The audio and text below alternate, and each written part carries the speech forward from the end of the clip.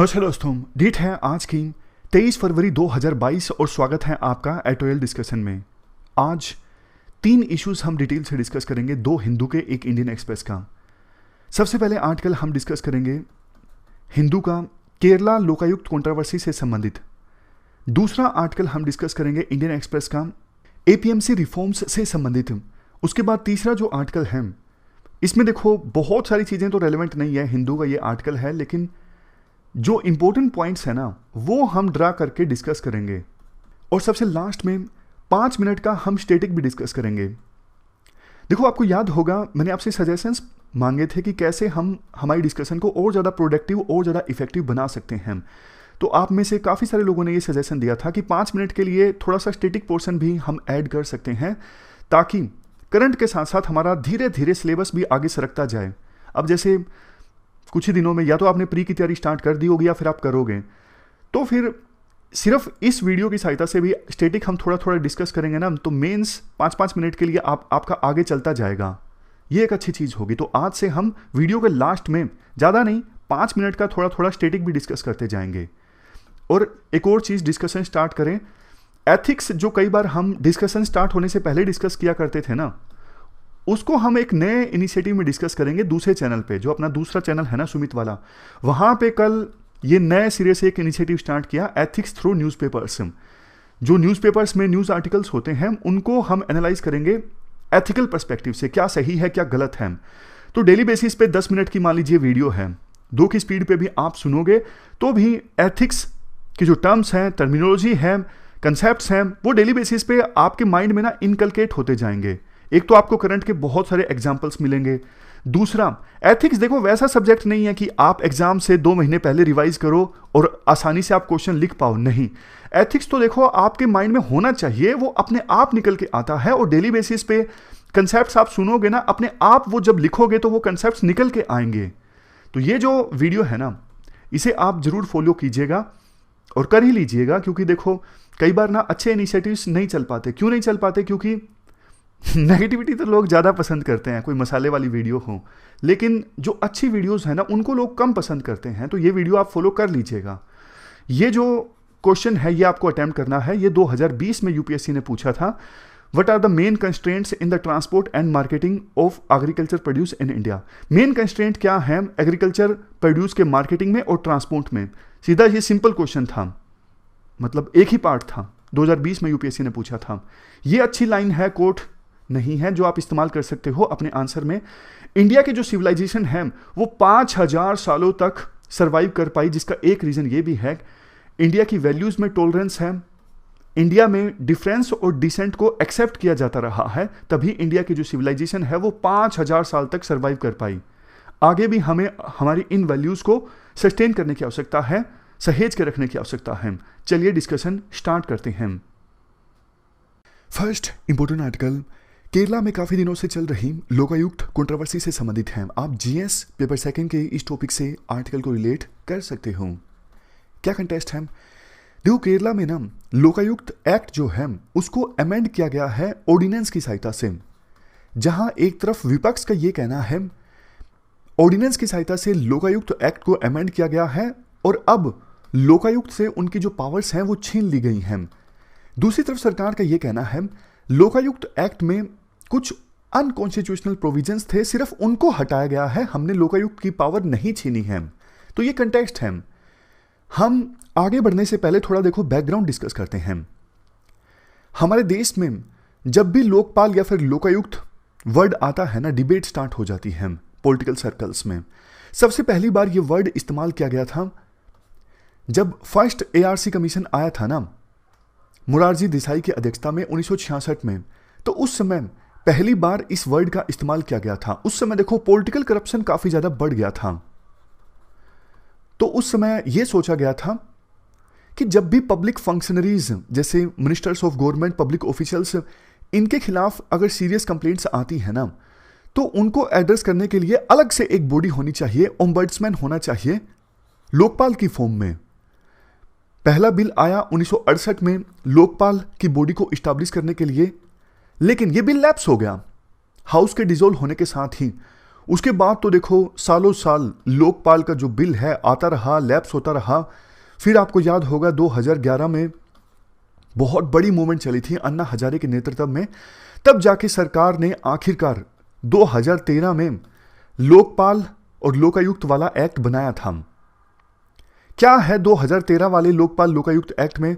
यह बोला गया है यूनियन लेवल पे लोकपाल का गठन किया जाएगा और स्टेट लेवल पे लोकायुक्त का, ताकि सर्टेन पब्लिक फंक्शनरीज के अगेंस्ट यानी पब्लिक ऑफिशियल्स के अगेंस्ट अगर करप्शन के एलिगेशंस आते हैं तो यूनियन लेवल पे लोकपाल और स्टेट लेवल पे लोकायुक्त उन करप्शन के एलिगेशंस की इंक्वायरी कर सकें। बेसिकली देखो, लोकपाल हो या फिर लोकायुक्त हो, ये एक इन्वेस्टिगेटिव बॉडी है जिसका काम है करप्शन से संबंधित अगर एलिगेशंस हैं तो उनकी जल्दी से इन्वेस्टिगेशन करना और प्रोसिक्यूशन भी करवाना, मतलब स्पेशल कोर्ट में केस रखा जाता है।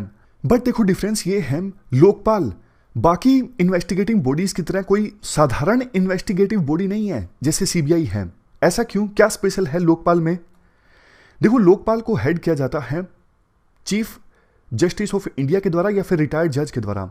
8 मेंबर्स होते हैं जिसमें से 4 जुडिशियल मेंबर्स होते हैं। तो पूरे सिस्टम में जजेस की भरमार है।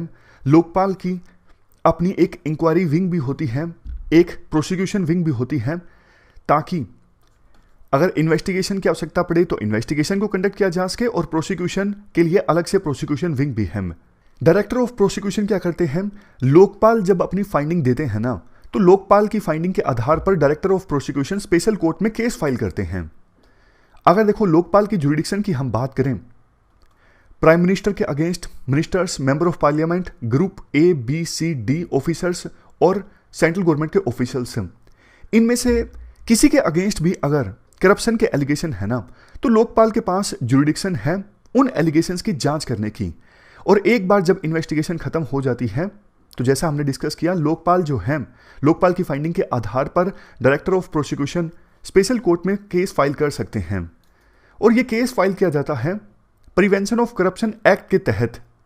ध्यान देने वाली बात यहां पर देखो ये है, लोकपाल के पास ऐसी कोई पावर नहीं है कि वो प्रेसिडेंट को बोल सके कि देखो भैया प्राइम मिनिस्टर के अगेंस्ट करप्शन मिल गया, जल्दी से आप इनको हटा दो। नहीं, ऐसी कोई पावर लोकपाल के पास नहीं है। तो ये हमने पूरा बैकग्राउंड जान लिया, क्या सिचुएशन है यूनियन लेवल पर। देखो, वैसे तो 2013 में जब ये एक्ट आया था तो इस एक्ट में स्टेट्स को बोला गया था कि आप अपने अपने लेवल पर लोकायुक्त का गठन कर लीजिए, लेकिन कुछ स्टेट्स तो ऐसे थे जहां पर लोकायुक्त की बॉडी ऑलरेडी कॉन्स्टिट्यूटेड थी। जैसे केरला में 1999 से ही लोकायुक्त का गठन हो गया था, और सेंट्रल लेवल पे लोकपाल का तो एक्ट आया आपको पता है 2013 में। उसी प्रकार से महाराष्ट्र में भी 1971 में ही लोकायुक्त की जो बॉडी है वो गठित कर दी गई थी। अब बात करते हैं केरला की। केरला में क्या चल रहा है, क्या अमेंड किया है ऑर्डिनेंस के थ्रू? देखो, एक्ट का जो सेक्शन नंबर 14 था ना, वो अमेंड किया गया है। क्या था सेक्शन नंबर 14? ये लिखा हुआ था कि लोकायुक्त अगर सेटिस्फाई है ना पब्लिक सर्वेंट्स के अगेंस्ट कंप्लेंट से, और वेरिफिकेशन भी हो गई है कि वो कंप्लेंट जो है वो बिल्कुल सही है, ऐसी सिचुएशन में लोकायुक्त जो है वो कॉम्पिटेंट अथॉरिटी को बोल सकते हैं कि आप उस पब्लिक ऑफिशियल्स को हटा दीजिए जिसके खिलाफ करप्शन के चार्जेस अब सिद्ध हो चुके हैं। समझ रहे हो?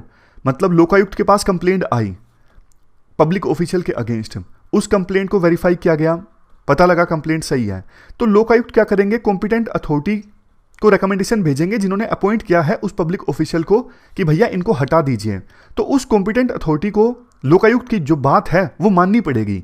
ये प्रोविजन था केरला के लोकायुक्त एक्ट के सेक्शन 14 में, जिसे अब अमेंड कर दिया गया है। इवन देखो, पब्लिक सर्वेंट तो चीफ मिनिस्टर भी हैं। चीफ मिनिस्टर के खिलाफ कोई शिकायत आती है, लोकायुक्त उस शिकायत की जांच करते हैं और शिकायत सही पाई जाती है, तो फिर क्या करेंगे? गवर्नर के पास रिकमेंडेशन भेजेंगे लोकायुक्त कि चीफ मिनिस्टर को हटा दिया जाए क्योंकि उनके खिलाफ जो शिकायत आई थी वो सही पाई गई है। तो राइटर कहते हैं देखो, ऐसा कोई प्रोविजन सेंट्रल लेवल पर लोकपाल एक्ट में तो है नहीं, तो स्टेट लेवल पर लोकायुक्त में ऐसा प्रोविजन अपने आप में अनकॉन्स्टिट्यूशनल है।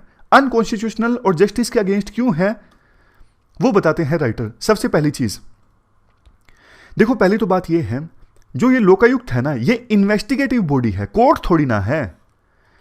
लोकायुक्त केस की जांच करता है और केस फाइल किया जाता है स्पेशल कोर्ट में। तो इन्वेस्टिगेटिव बॉडी इस प्रकार की रिकमेंडेशन कैसे दे सकती है कॉम्पिटेंट अथॉरिटी को, फॉर एग्जांपल गवर्नर को? पॉइंट ये है, इन्वेस्टिगेटिव बॉडी का ये काम नहीं है किसी पब्लिक ऑफिशियल को बोलना कि आप रिजाइन कर दीजिए। उनका काम है सिर्फ इन्वेस्टिगेशन करके स्पेशल कोर्ट में केस फाइल करना। चलो देखो, इस बात को मान लिया कि लोकपाल है या फिर लोकायुक्त है, ये एक ऐसी बॉडी होती है जो जज के द्वारा हेडेड होती है। लेकिन जज के द्वारा हेडेड होने का मतलब ये थोड़ी ना ये बॉडी कोर्ट है। कोर्ट तो नहीं है ना, है तो इन्वेस्टिगेटिव बॉडी ही। दूसरा पॉइंट देखो, आर्टिकल 164 में हमारे संविधान में यह कहा गया है कि चीफ मिनिस्टर या फिर मिनिस्टर जो हैं वो तब तक ऑफिस में रहते हैं जब तक गवर्नर की प्लेजर होती है। लेकिन इस प्रकार से लोकायुक्त जो हैं अपनी रिकमेंडेशन देते हैं गवर्नर को, चीफ मिनिस्टर को हटा दीजिए। तो ये तो एक प्रकार से यूं हो गया ना, गवर्नर जो है वो किसी लॉ से बंधे हुए हैं। उन्हें लोकायुक्त कहते हैं चीफ मिनिस्टर को हटाना है तो उन्हें हटाना ही पड़ेगा, वो लॉ से बंधे हुए हैं। तो ये संविधान के अगेंस्ट हो जाता है। सरकारिया कमीशन ने देखो ये सजेस्ट किया था, गवर्नर जो है चीफ मिनिस्टर को सिर्फ तभी डिसमिस कर सकते हैं जब असेंबली में उन्होंने अपनी मेजोरिटी लूज कर दी हो, या फिर एक और वर्डिक्ट जो सुप्रीम कोर्ट का आया था, जब देखो किसी को 2 या 2 से अधिक साल की सजा होती है क्रिमिनल केस में, वो मेंबर ऑफ पार्लियामेंट या फिर एमएलए डिस्क्वालीफाई हो जाता है अपने आप। तो ऐसी सिचुएशन में भी गवर्नर जो है वो अपनी प्लेजर विड्रॉ कर सकते हैं और चीफ मिनिस्टर जो है उनको इस्तीफा देना पड़ेगा। मतलब चीफ मिनिस्टर को आप रिजाइन कर लेंगे ये नहीं बोल सकते जब तक कि उनकी हाउस में मेजोरिटी है। लेकिन ये लोकायुक्त एक्ट जो है वो संविधान के अगेंस्ट हो जाता है, क्योंकि इसके अनुसार तो लोकायुक्त अपनी रिकमेंडेशन दे सकते हैं गवर्नर को कि आप चीफ मिनिस्टर को डिसमिस कर दीजिए। इसमें देखो आप ये पॉइंट जरूर लिखिएगा आंसर में कि आप गवर्नर को किसी लॉ से, वो भी स्टेट असेंबली के द्वारा बनाया गया कानून हो, ये जो लोकायुक्त एक्ट है स्टेट असेंबली के द्वारा ही तो बनाया गया है ना, तो गवर्नर को आप लॉ से बांध नहीं सकते अपनी कॉन्स्टिट्यूशनल ड्यूटीज को परफॉर्म करने के लिए, जो कि इस केस में किया गया है लोकायुक्त एक्ट के केस में। कुछ और प्रोविजंस केरला के लोकायुक्त एक्ट में जिन्हें अमेंड किया गया है जो गलत थे। देखो पहले जो लॉ का सेक्शन था ना, उसके अकॉर्डिंग पॉलिटिकल पार्टीज के ऑफिस बियरर को भी पब्लिक सर्वेंट की डेफिनेशन में इंक्लूड किया गया था। राइटर के अनुसार पॉलिटिकल पार्टीज के जो मेंबर है ना वो पब्लिक सर्वेंट नहीं है। पब्लिक सर्वेंट तो ये होते हैं पब्लिक सरकारी लोग, मतलब जो गवर्नमेंट ऑफिशियल्स होते हैं या फिर मिनिस्टर्स, लेजिस्लेचर्स, इनको तो चलो आप पब्लिक फंक्शनरी बोल सकते हो, इनके खिलाफ केस चल सकता है प्रिवेंशन ऑफ करप्शन एक्ट का। लेकिन पॉलिटिकल पार्टीज के मेंबर्स थोड़ी ना पब्लिक फंक्शनरी हैं, उनके खिलाफ आप केस नहीं फाइल कर सकते प्रिवेंशन ऑफ करप्शन एक्ट के तहत। तो फिर उनको नहीं मानना चाहिए पब्लिक ऑफिशियल लोकायुक्त एक्ट के अंतर्गत। नेक्स्ट पॉइंट देखो, सेक्शन 12 में यह लिखा हुआ है, अगर लोकायुक्त अपनी रिपोर्ट देते हैं कॉम्पिटेंट अथॉरिटी को एक्शन लेने के लिए, तो फिर उस केस में अगर कॉम्पिटेंट अथॉरिटी के द्वारा, फॉर एग्जांपल गवर्नर के द्वारा एक्शन ले लिया जाता है और लोकायुक्त भी संतुष्ट है कि हाँ गवर्नर ने ये एक्शन ले लिया है, हटा दिया है उस पब्लिक ऑफिशियल को, तो ऐसी सिचुएशन में लोकायुक्त जो है वो केस बंद कर सकते हैं। राइटर क्वेश्चन पूछते हैं, लोकायुक्त तो इन्वेस्टिगेटिव बॉडी है ना, उनको किसने अधिकार दिया केस बंद करने का? केस कोर्ट में पहुंचेगा ना, कोर्ट डिसाइड करेगी केस चलेगा नहीं चलेगा। एक इन्वेस्टिगेटिव बॉडी थोड़ी ना डिसाइड कर सकती है केस चलेगा या बंद होगा। तो ये भी अनकॉन्स्टिट्यूशनल है। लास्ट में राइटर ये बोलते हैं, देखो इतने दिनों से केरला में डिबेट्स पे डिबेट चली जा रही हैं टीवी पर, लेकिन फैक्ट्स की सच्चाई में कोई नहीं जाने की कोशिश करता। ये जो डिबेट चलती है ना टीवीज पर, जिसमें बहुत ज़्यादा हो हल्ला होता है, इससे टीवी चैनल्स की रेटिंग तो बढ़ जाती है, लेकिन जनता को कुछ खास सीखने को मिलता नहीं, क्योंकि डिबेट में सब्सटेंस तो होता नहीं, फैक्ट्स होते नहीं, सिर्फ और सिर्फ रिटोरिक होता है। तो इस आर्टिकल की सहायता से हमने थोड़े फैक्ट्स डिस्कस किए, क्या गलत था लोकायुक्त एक्ट में। अब चलते हैं अगले आर्टिकल की तरफ। अगला आर्टिकल देखो फार्मिंग में रिफॉर्म्स से संबंधित है। आप जीएस पेपर 3 के इस टॉपिक से आर्टिकल को रिलेट कर सकते हो। देखो फार्मिंग की हालत सुधारने के लिए 3 कानून आए थे, विरोध हुआ और कानून वापस लेने पड़े, ये चीज़ आपको पता है। लेकिन फर्दर कौन से रिफॉर्म्स लाए जाएं ताकि किसानों की जो इनकम है वो इंप्रूव हो सके, किसानों को उनकी फसलों के उचित दाम मिले।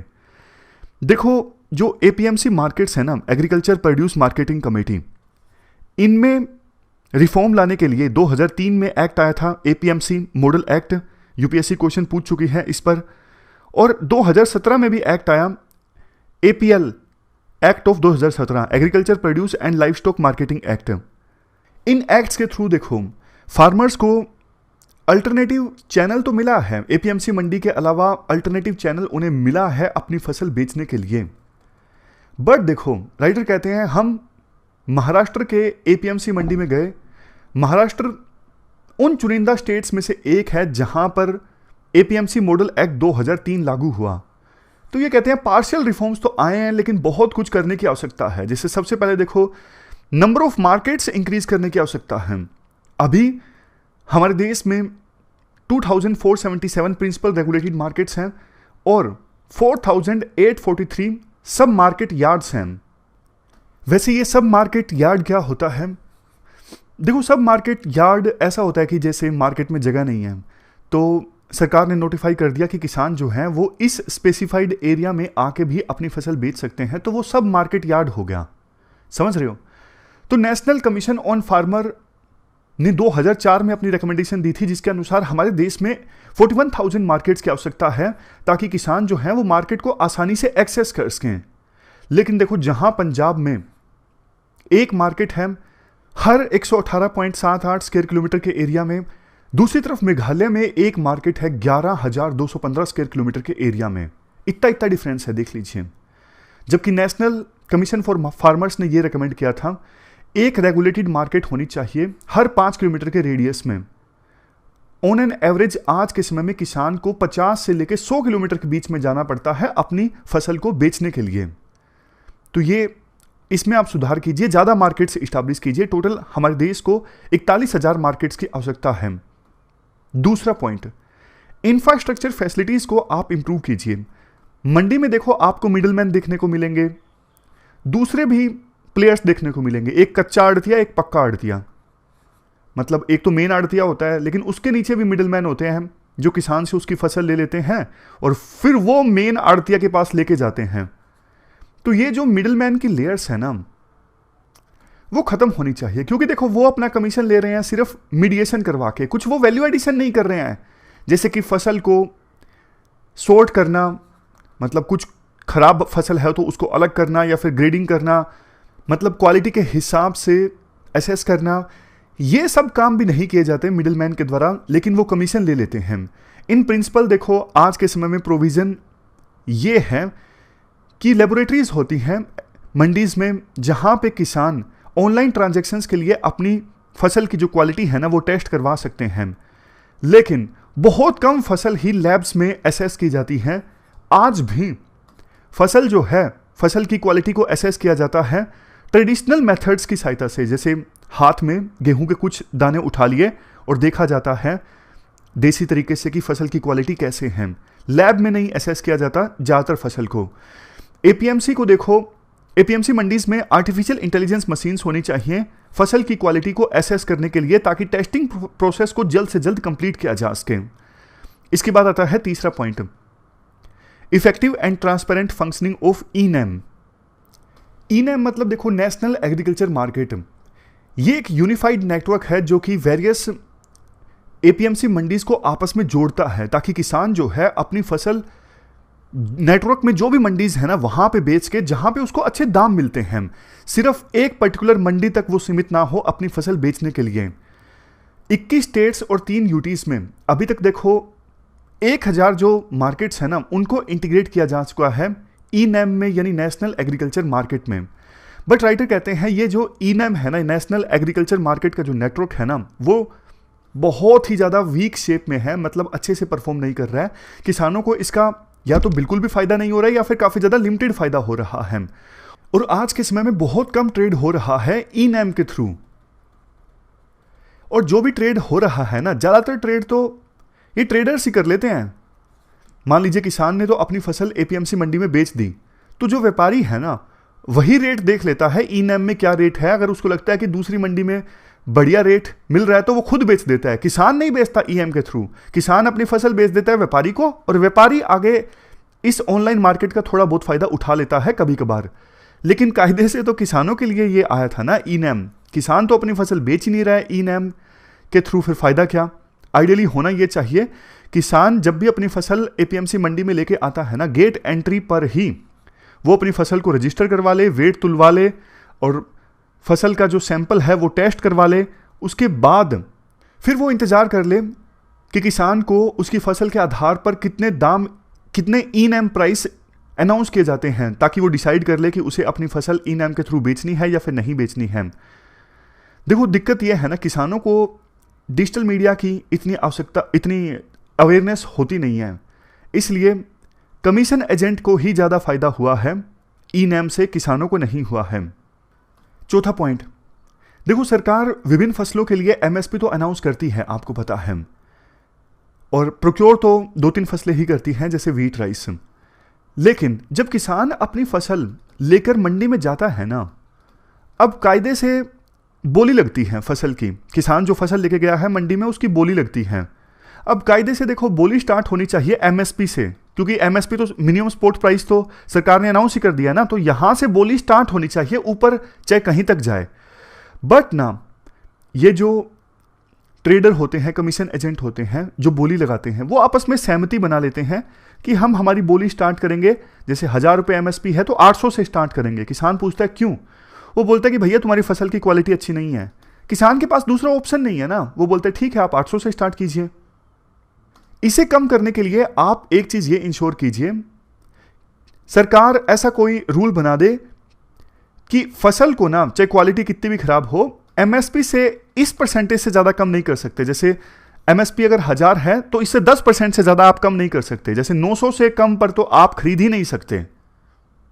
और जो क्वालिटी चेक हो फसल का, वो भी अच्छे से हो, उन रूल्स को भी स्ट्रिक्टली फॉलो किया जाए। नेक्स्ट, एपीएमसी मंडीज में रिफॉर्म्स को इंप्लीमेंट किया जाए विद डायरेक्ट सेलिंग प्रोविजंस। देखो जो 3 फार्मूलाज आए थे ना, उनमें तो एपीएमसी मंडीज को बाईपास किया गया था, लेकिन आप अभी जो एपीएमसी मंडीज है ना, उनको अच्छे से रेगुलेट करो। इसके साथ साथ 2003 के मॉडल एक्ट के अनुसार किसानों को ऑप्शन दो कि वो बाहर भी अपनी फसल को बेच सकें। मतलब कि ऑप्शन दो किसानों को एपीएमसी मंडी से बाहर अपनी फसल बेचने का, लेकिन जो एपीएमसी मंडी है ना, उनको आप अंडरमाइन मत करो, उनको बाईपास मत करो, उनको भी अच्छे से रेगुलेट करो। इसका फायदा ये होगा कि जहां किसान को अपनी फसल के उचित दाम मिलेंगे ना, वहां किसान अपनी फसल बेच सकेगा। जैसे मंडी से बाहर बेचने जाता है ना, तो किसान की बार्गेनिंग पावर बढ़ जाती है कि किसान बोल सकता है मंडी से बाहर जाके कि देखो एपीएमसी मंडी में तो 1000 रुपए की मेरी फसल बिकी रही है, आप मेरे से 900 बोल रहे हो, कम से कम 1100 दीजिए, 1200 दीजिए, तभी तो मैं आपको बेचूं ना डायरेक्ट। तो किसान की जो बार्गेनिंग पावर है वो बढ़ जाती है अगर एपीएमसी मंडीज भी रहती हैं और अच्छे से इनका रेगुलेशन होता है।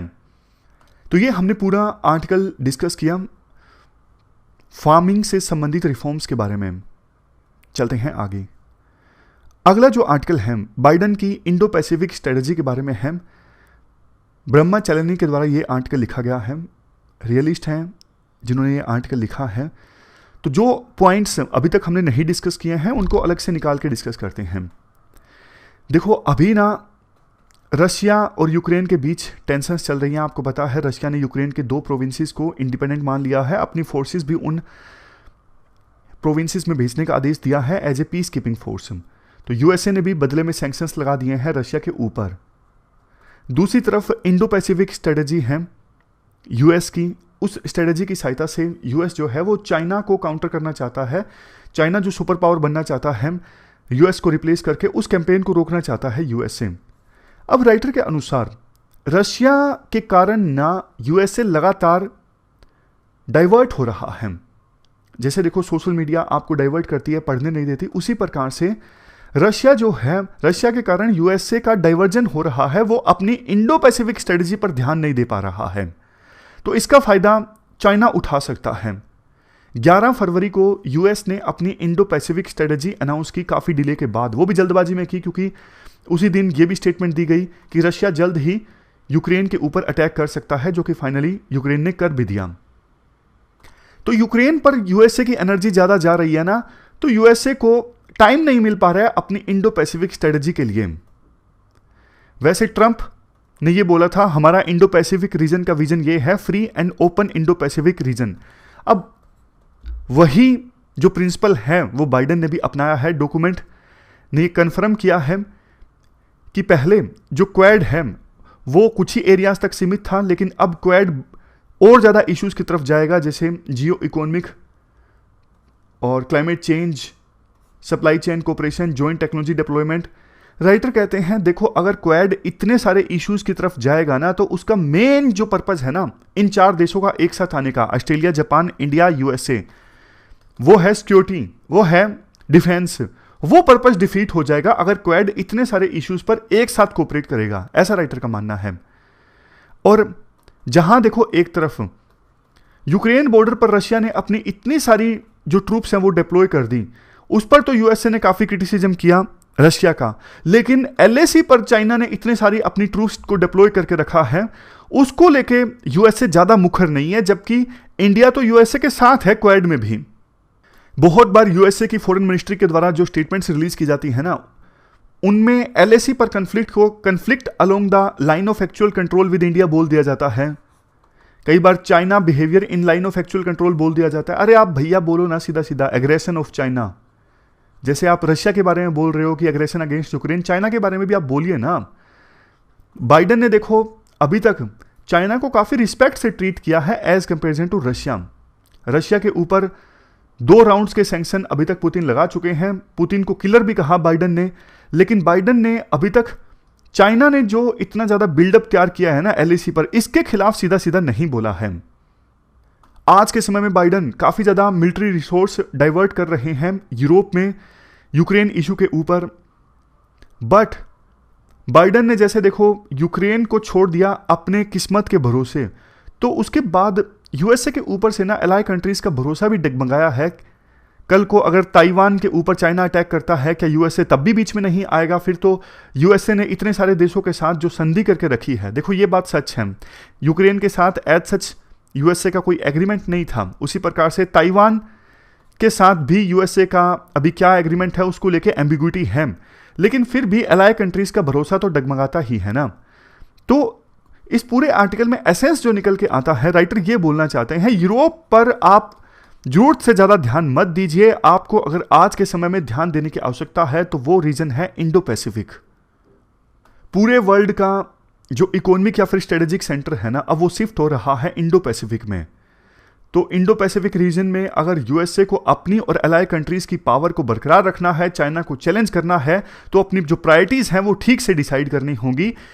यूरोप पर ध्यान देने के बजाय इंडो पैसिफिक रीजन पे ध्यान देना होगा। तो ये पूरा आर्टिकल हमने डिस्कस किया इंडो पैसिफिक रीजन से संबंधित। अब लास्ट में स्टैटिक का भी थोड़ा सा पोर्शन देख लेते हैं। Effects of globalisation on youth. मान लीजिए क्वेश्चन यूपीएससी पूछ लेती है, यूथ पर ग्लोबलाइजेशन का क्या इफेक्ट हुआ है। पॉजिटिव इफेक्ट की बात करें, hybridisation of western and Indian values, दोनों तरह की वैल्यूज यूथ में देखने को मिलती हैं। यूथ भी आज के समय में कॉस्मोपॉलिटियन सोसाइटी की डिमांड करने लगा है। इंटरनेट पर देखो यूथ वीडियोस देखता है, साउथ कोरिया की, यूएस की, चाइना की, तो वो डिमांड करने लगा है उन देशों के फेस्टिवल्स भी, उन देशों की जो वैल्यूज हैं, कपड़े हैं, वो भी अपने कल्चर में सम्माहित हो, ऐसी सोसाइटी हमारी हो। देखो मैं आपको एग्जांपल देता हूं, मैंने आपको पहले भी बोला था, मिजोरम में मैं आप गया था ना, वहां पे ना साउथ कोरिया का एक बैंड है बीटीएस, उसकी इतनी ज्यादा फॉलोइंग है, बहुत ज्यादा फॉलोइंग है। तो मतलब ये ग्लोबलाइजेशन का ही तो इम्पैक्ट है ना।